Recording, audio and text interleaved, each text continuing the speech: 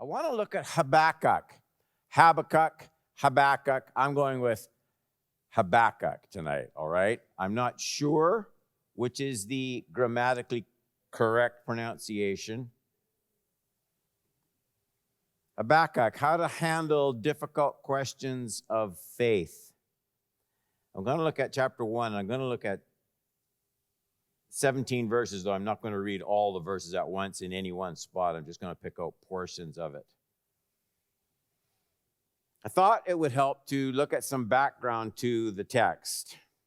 Habakkuk was a prophet to the southern kingdom of Judah. We studied Hosea a while back. Hosea spoke to the northern kingdom of Israel. By the way, just if it interests you, Obadiah is the only prophet in the Old Testament who speaks neither to Israel or Judah, but to the surrounding nations. It's very interesting to read the book of Obadiah sometimes. You get a very different message that the Lord has. Habakkuk was a prophet to the southern kingdom of Judah. He ministered around the same time as Daniel and Ezekiel, around 612 to 589 BC. And his ministry, by and large, was warning the southern kingdom of Judah of God's coming judgment on them for their idolatry, for their wickedness. The coming judgment of the Babylonians, which will also be called the Chaldeans, same enemy that's being described with those two names. And that captivity, judgment and captivity, did take place in about 586 BC. That's about 3 years after Habakkuk's ministry. So that's some background to the text. That's where we are. I want to look at the confusion of Habakkuk. The first 11 verses talk about it. He is deeply distressed. He looks around at the wickedness of Judah, God's people. He's been crying out against it. They're careless about the things of God.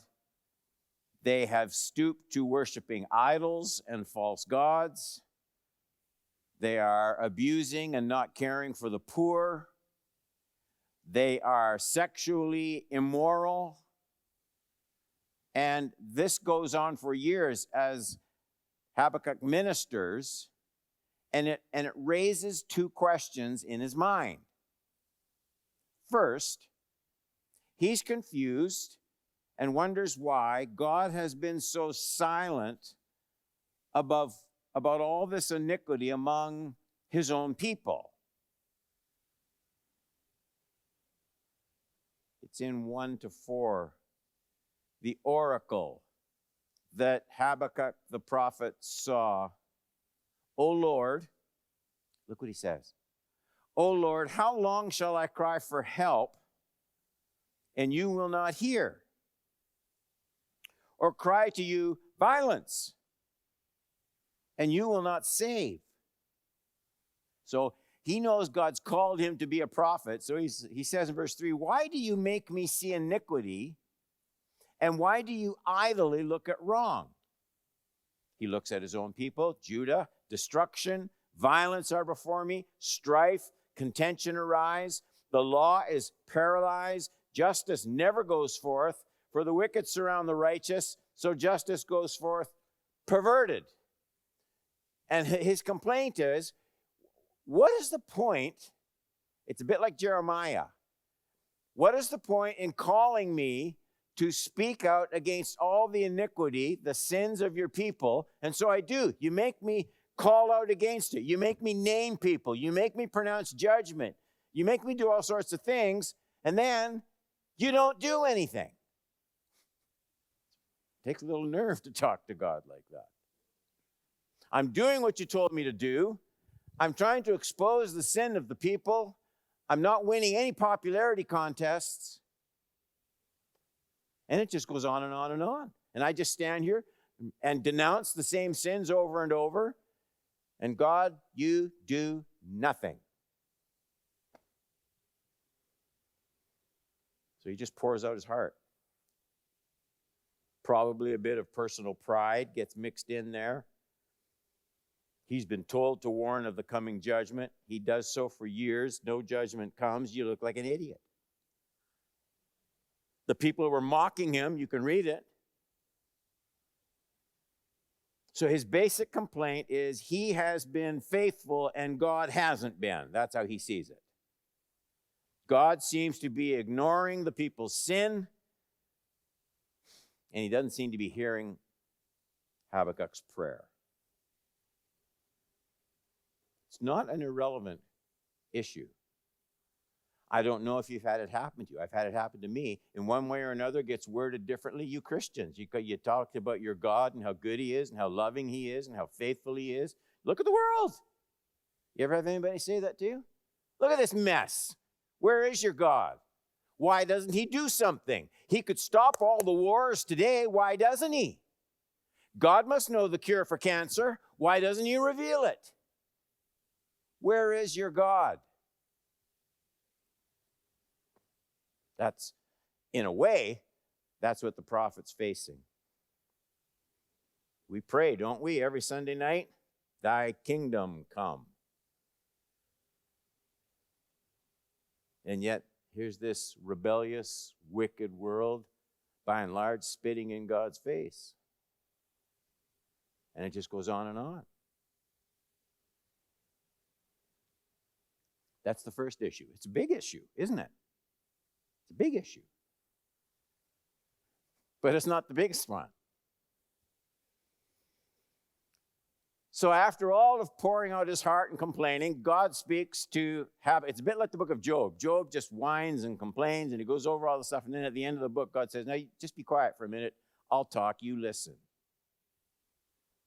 And so God speaks. And when he speaks, when he responds to Habakkuk, Habakkuk does not like what God says. 13 to 17.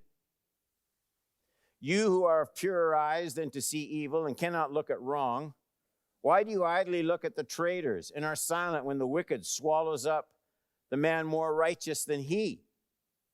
You make mankind like the fish of the sea, like crawling things that have no ruler. He brings all of them up with a hook. He drags them out of the net. He gathers them in his dragnet. So he rejoices and is glad. 16. Therefore he sacrifices to his net, makes offerings to his dragnet.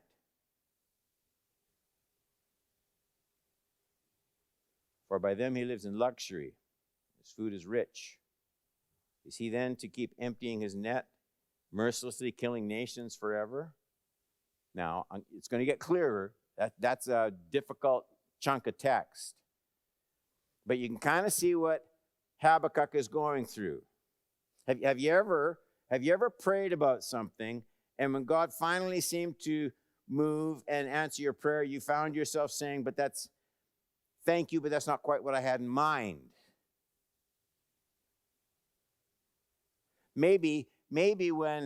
Probably when Habakkuk prays and he pours out his complaint to God about the people of Judah and their wickedness, he might have been thinking God would send a great revival. That's what I would have prayed for.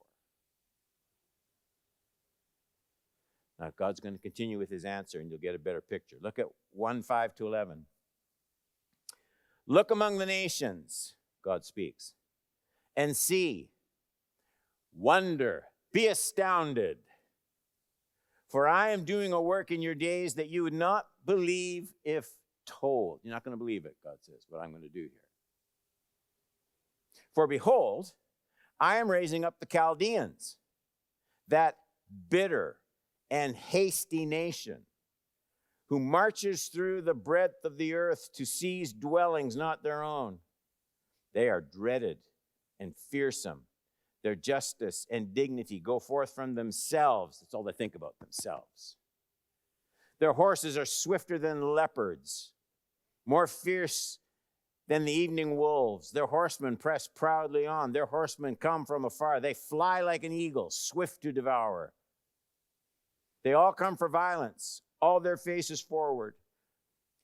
They gather captives like sand. At kings, they scoff. At rulers, they laugh. They laugh at every fortress, for they pile up earth and take it. Then they sweep by like the wind and go on. Guilty men, whose own might is their God. So God speaks to Habakkuk.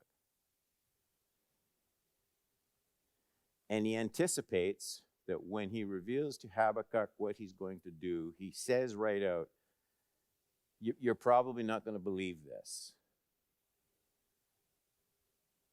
So then as now, it just seemed impossible that God would judge his own covenant people so harshly.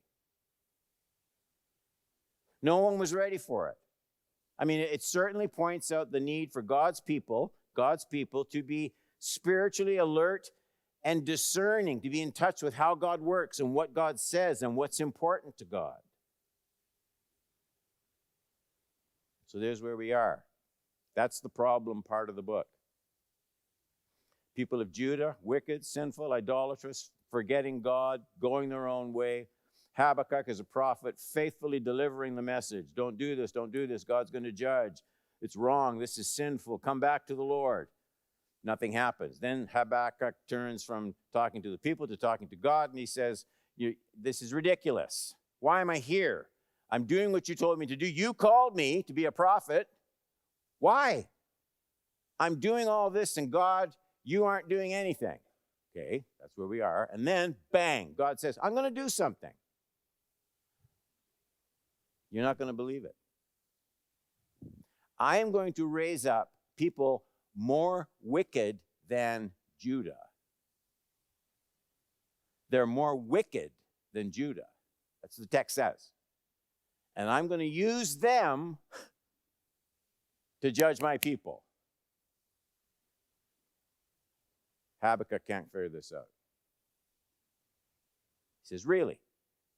Those people are worse than we are. I get it. We're sinful. We need to be judged. Do what you have to do. These people are worse than we are. Why are you raising them up? What about their sins? You see what's going on in his mind? I love the Bible. It's such a realistic book. Okay, let's move on. What do you do? What do you do? Difficult questions. I want to look at Habakkuk's approach to difficult questions. Times when you're confused, speechless, don't understand. I'm going to look at 1:12-17, and then 2:1. Here's, when he takes all this into account, here's what Habakkuk says to God. Are you not from everlasting, O Lord my God, my Holy One? We shall not die. He doesn't mean that there won't be some of the people who will be killed. He means as a people. We're not going to be cut off, wiped out, covenant people. We shall not die. O Lord, you have ordained them as a judgment, and you, O rock, have established them for reproof. You are of purer eyes than to see evil, and cannot look at wrong. Why do you idly look at traitors and are silent, when the wicked swallows up a man more righteous than he? He gets a little dig in there. 14. You make mankind like the fish of the sea, like crawling things that have no ruler. He brings all of them up with the hook. He drags them out with his net. He gathers them in his drag net, so he rejoices and is glad. He's talking about the Babylonians now, the success that they have. Everything they do goes well. It's kind of like a Psalm 73 kind of thing. But when they're prosperous and mighty, do they thank God? No. 16, therefore he sacrifices to his net, makes offerings to his dragnet, for by them he lives in luxury. His food is rich. Is he then to keep on emptying his net and mercilessly killing nations forever? 2:1. I will take my stand at my watchpost and station myself on the tower and look out to see what he will say to me, what I will answer concerning my complaint. So there's a bit of a pattern here. Here's what he does. First, when you can't figure out which way is up and which way is down, why things are happening the way they're happening, why God isn't answering, or if he's answering, he's not doing what you expected him to do and you can't figure it out, here's what you do. A, get still before the Lord. 2:1, I will take my stand at my watchpost, station myself on the tower, look out to see what he will say to me, what I will answer concerning my complaint. So the lesson here is don't let your emotions, and they run strong at certain times in the Christian life, don't let your emotions separate you from God's presence. I won't speak to that person again. I'm not coming back to that church, not after what he said. I'm out of here. I've had it. You Christians are no better than anybody. See, just run off. I'll wait, he says.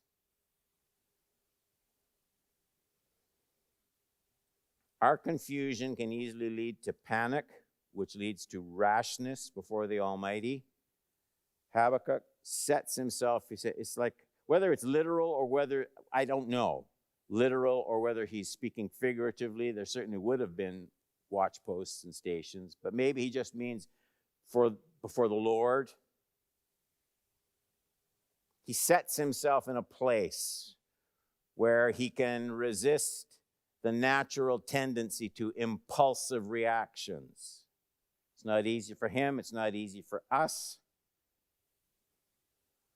Yet that simple instruction is just found over and over in scriptures. Just rein in your own reflex reactions. James 1:19. Know this, my beloved brothers and sisters, let every person be quick to hear, slow to speak, slow to anger.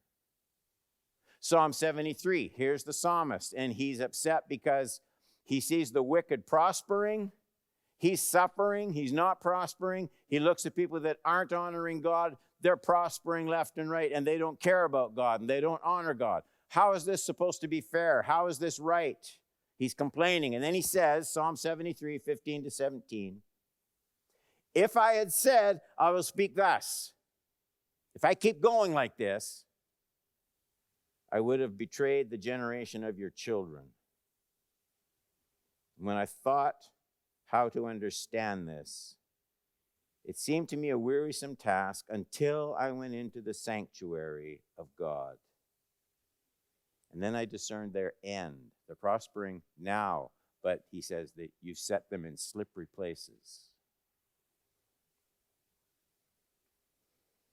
So Habakkuk gets still before the Lord, 2:1. And the simple rule, easy to speak, hard to do, rarely trust your immediate reactions when you're upset and confused. Rarely trust your immediate reactions. My greatest enemies, when someone wrongs me, when I'm upset, when I'm confused, when I'm frustrated, my greatest enemies are not outside. They're almost always inside. Let patience have her perfect work. 2, here's what he does. Get still before the Lord, that was 1. B, restate the basic principles that you're sure of. Chapter 1, verse 12. Are you not from everlasting, O Lord my God, my Holy One? We shall not die. O Lord, you have ordained them as a judgment, and you, O rock, have established them for reproof. I have a puzzle in my office, and it's got a marble inside a series of these glass cubes. And it will only work if you start with the marble in the right place. If you don't have the marble in the right place, there's no way you can get the rest of the puzzle put together. You have to start right. This is what Habakkuk is doing here. I don't get what's happening here. He still doesn't, by the way. He says so. I don't get what's happening. But that's just me not getting it. Oh God, you're from everlasting. I won't even remember this, Habakkuk is thinking, in 50 years. I'll be off the scene. This will be done.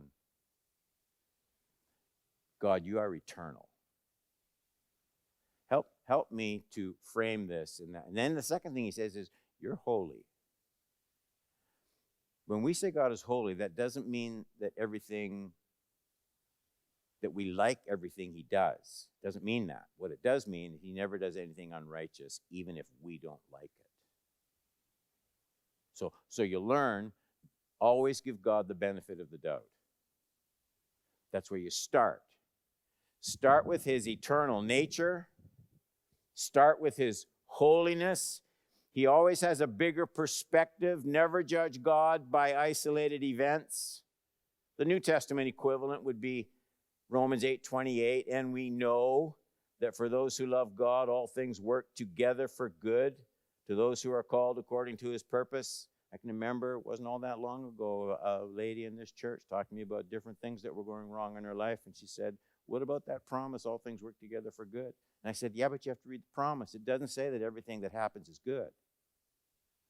It says there's a God who can work everything together for good. My father used to use the old illustration. I guess I never forgot it. It's like someone who knows how to make a cake. And a lot of the things that you put into a cake don't taste that good all by themselves. A mouthful of baking soda. What about a raw egg? It's amazing how many things that go in there aren't nice by themselves. But if you have someone that knows how to work them together,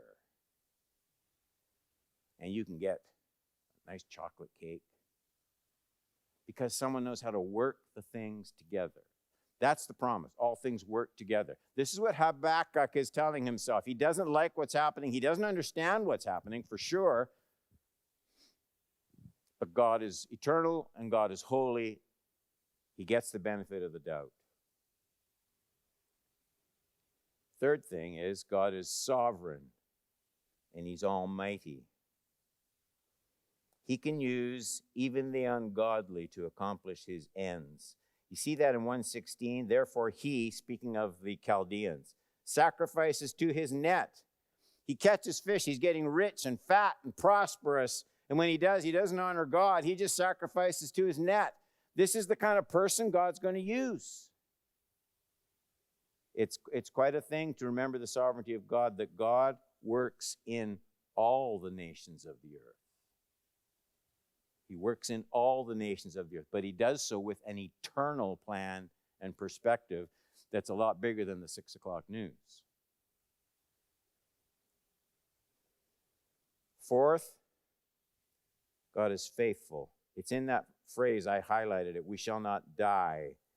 He knew that many, in fact, would die, but God would not cease to look after his people as covenant people. He remembered the covenant with Abraham. God would keep it. Okay, how do we develop this kind of attitude? Just have a little bit more and we'll be done. So there's the steps. Here's the way you should think when these kinds of things happen. How do you develop that kind of attitude? A, saturate your mind with God's word. The value of the Bible is not, please don't misunderstand me, it contains all the precious truth we need. But the value of the Bible is not just in the truths that we see in the text. The value of the Bible is the way it trains us to think biblically. As you keep reading it, studying it, getting it into your system, the perspective that you develop, aside from any particular text that you've committed to memory, the mindset you develop is a God mindset. That's what the word over time plants into your soul. Saturate your mind with the word of God. Here's the way Jesus put it. Everyone then who hears these words of mine and does them will be like a wise man who built his house on a rock. The rain fell, the floods came, the winds blew, beat on that house. That's Habakkuk. But it did not fall because it had been founded on the rock. Interesting, in our text from Habakkuk, he calls God a rock. Don't know if you noticed it. Anyone who hears these words of mine does not do them will be like a foolish man who built his house. This is a person who reads the Bible all right, but never develops a biblical mindset. Built his house on the sand. The rain fell, the floods came, the winds blew. The difference isn't in the weather. It's in the foundation. Secondly, so saturate your mind with God's word. Secondly, learn to wait on God. I don't just mean your devotional time. I'm thinking of words like in Isaiah 40, 28 to 31. Have you not known? Have you not heard? The Lord is the everlasting God. That's what Habakkuk said. It's the very same word. The creator of the ends of the earth. He does not faint or grow weary. His understanding is unsearchable. Habakkuk was thinking that. He gives power to the faint. To him who has no might, he increases strength. Even youths shall faint and be weary. Young men fall exhausted. But they who wait upon the Lord shall renew their strength. So what I'm talking about here is not just your devotions. I'm talking about the times when you feel your own weakness rising. The times when you sense your own confusion gaining an upper hand. Those are the times you need not just your devotional time, you need time to wait on God. It's an extended time when you allow him to shape your thinking. See, understand the role of trials in life. I can remember when I was listening to a speaker, I don't remember where it was, who was reading James 1, 2, 3, and 4.